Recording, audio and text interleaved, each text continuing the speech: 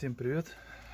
Так, скрип педаль сцепления Opel Meriva, по-моему, 12-й год. Не буду врать, машина не моя, сестры. Скрипело ужасное сцепление. Педаль сцепления скоростя, все хорошо включается. Так, вот там есть шток. Блин, видно будет, не будет. Вот он, этот шток. Я его вымазал, я туда ЭВДшкой пшикал. Как скрипело, так она и скрипит. Теперь тут на педали сцепления, вот видите, белая застежка. С той стороны отвертка плоская, с этой стороны руками нажимаем, вытаскиваем ее. Так, педаль вверх.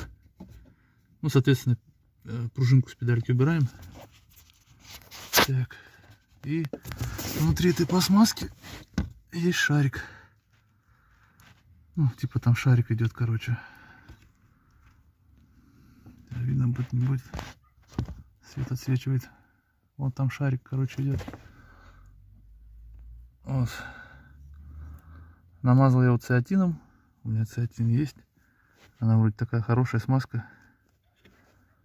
Вот. Но я уже защелкивал, сейчас проверял. Уже ничего не скрипит. Короче, вот этот шарик скрипит.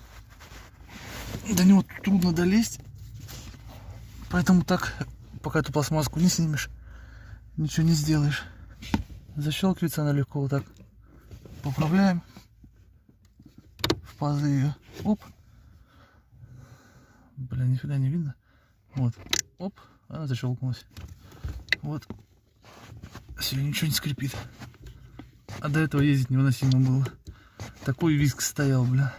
Как будто там что-то отвалится сейчас. Вот видите. Все, пользуйтесь.